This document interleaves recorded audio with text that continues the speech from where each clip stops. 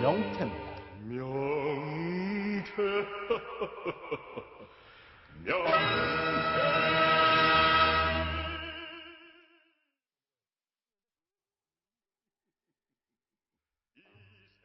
확인하면서 시작해 보겠습니다. 이번 소식 순위 확인합니다.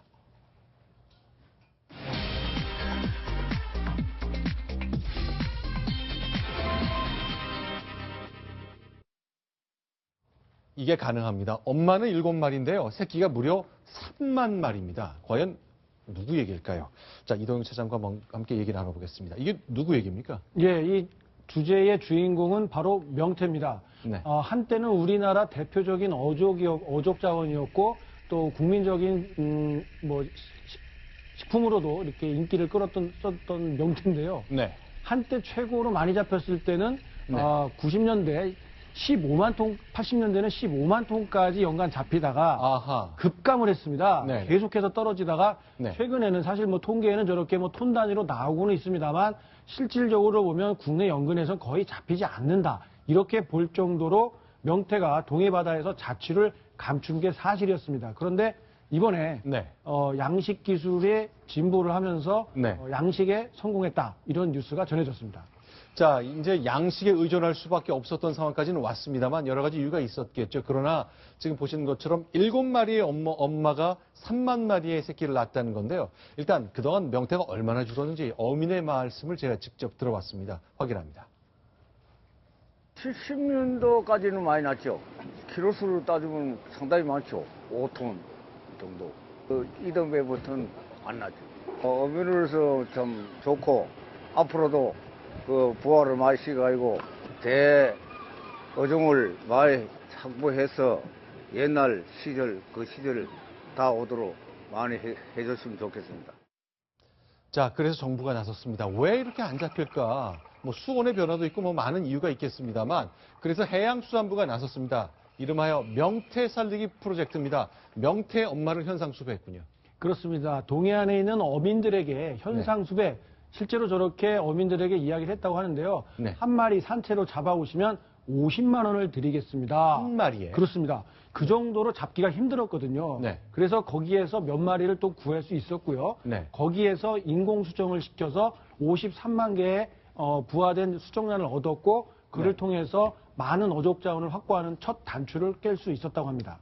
네, 지금 보시는 것처럼 조그만 맞습니다. 그야말로 저게 화면을 좀 크게 잡아서 그렇지 아직 1cm도 안 되는 크기의 1cm가 아니라 그 이하의 아주 작은 치어들인데요. 네. 저렇게 해서 인공적으로 부화를 시킨 다음에 네. 그거를 일부는 동해안에 직접 방류도 했고요. 네. 일부는 양식, 정말 바다에서 가두리 양식을 통해서 정말 우리가 전복이나 이런 것들을 키우는 것처럼 가둬놓고 키워서 국민들 식탁에 올릴 수 있는 그런 양식 기술을 개발해낸 겁니다. 자, 그러니까 한 마리에 50만 원 현상 수배를 했고 몇 마리를 확보해서 이제 그 해양수산부가 프로젝트를 시작했습니다. 근데 저희가 컴퓨터 그래픽을 준비했는데요. 어떻게 키운다는 거죠? 자, 명태가 네. 잘 아시는 것처럼 찬물을 좋아하죠. 네. 그래서 보통에 우리가 가두리양 식장 하면은 그냥 수면 바로 근처에다 키우는데 네. 온도를 좀 맞추기 위해서 15에서 20m 아래로 내려가서 명태를 키워내겠다. 네. 이런 프로젝트입니다. 그리고 우리가 이번에 양식 기술에서 또 하나 네. 주목해야 될 점은 바로 이 명태가 좋아하는 네. 플랑크톤 알테미아라는 것들입니다. 근데 얘는 좀 따뜻한 물에서 사는 거죠? 맞습니다. 얘네들이 보통 28도에서 생존하는데 네. 명태가 좋아하는 8도에서 10도의 그 수온에 맞는 아래쪽에서 키우기 위해서는 별도의 기술이 필요하다고 하는데요. 네. 구체적인 내용은 공개하지 않았습니다만 10도 이하에서도 저렇게 잘 살아나갈 수 있는 별도의 독특한 기술을 우리 정부가 개발을 해냈고 이를 통해서 양식이 가능하게 됐다. 이런 설명입니다. 자, 그러니까 깊숙한 찬바다에서 자라야 하는 명태. 전체적으로 수온이 올라가니까 다 떠났죠. 북쪽으로 올라가 버렸는데 이제는 저 밑에서 자랄 수 있게 해주고 그 대신 찬물에서 자랄 수 있는 플랑크톤을 찾아내는 거군요. 네. 아니 지금 해수부에서 이렇게 발표한 건가요? 네. 그래서 궁금증이 드는데 양성평등, 네. 명태의 양성평등을 위해서 엄마는 7마리인데 아빠는 몇 마리인가요? 그 얘기는 왜 발표 안 하나요? 아니 그래서 그것도 엄마만 있어갖고는 안 되잖아요. 그래서 네. 그건 몇 마리인지 그것도 좀 나왔고 그래야 좀 더 궁금한 게 많이 풀릴 것 같은데 그러면 네. 순놈을 포획할 때는 현상금은 얼마였는지 그건 없나요? 이 바다에서 수정하기 때문에요. 네. 이게 어느 수컷 명태가 어느 암컷 그 알하고 이렇게 수정하는지 이게 검증하기가 쉽지가 않습니다. 자, 그러면요. 한번 해양수산부가 했던 명태 살리기 프로젝트를 다시 한번 보겠습니다. 자, 이렇게 200마리부터 시작한 거였군요. 그렇습니다.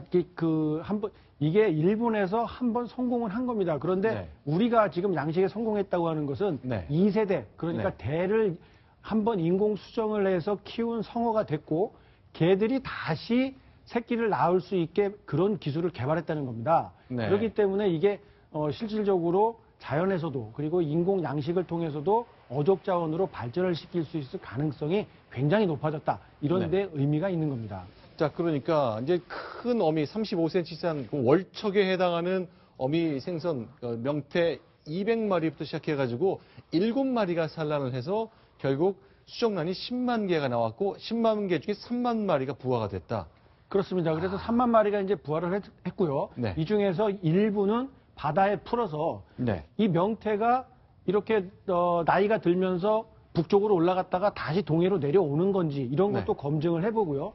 일부 수정란 치어들 가지고는 아까 말씀드린 것처럼 15에서 20m 수심의 바다에서 직접 가두리 양식을 통해서 많이 한번 키워보겠다. 이런 게 해양수산부의 계획입니다. 자, 근데 씨가 말한 이유 중에 하나가 노가리를 어획하는 것을 허용했다. 노가리라는 거 저희가 맥주 마실 때 안주로 많이 이제 접할 수 있는 건데 사실 명태만 해도 다양한 이름을 갖고 있지 않습니까? 손수 변호사님, 네. 학습이 좀 필요한 상황이라 좀 네. 부탁을 좀 드리겠습니다. 어떤 것들이 있는 거죠? 예, 노가리가 이제 길이가 27cm 이하인 작은 그런 그 어린 명태를 말하는 그런 그 용어인데요. 네. 특히나 또 이제 노가리뿐 아니라 여러 가지 명태에 관련된 그런 용어들이 있죠. 일단 그 정말 그 생선 형태로 있으면 생태.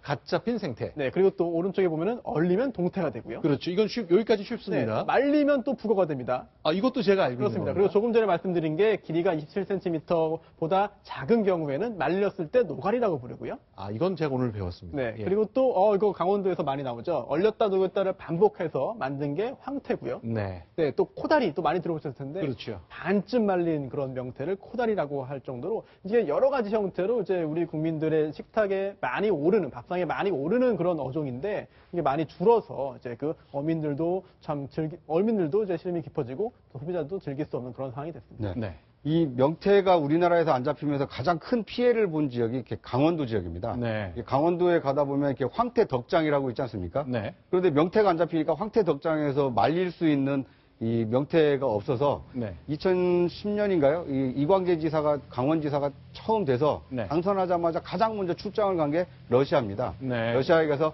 한국으로 이 명태를 좀 많이 수출을 해달라. 네. 그래야 이제 그 수출해온 것으로 네. 황태도 만들고 동태도 만들어서 이 강원 도민들이 좀 살 수가 있거든요. 네. 이번 그 해수부 연구를 통해서 이 강원도의 어떤 이 소득 증대에 좀 기여할 수 있기를 바랍니다. 자, 명태 아주 지금 반가운 소식이었기 때문에 저희가 소개를 좀 드렸습니다. 7마리가 3만 마리로 더 늘어난 그 과정 소개해 드렸습니다.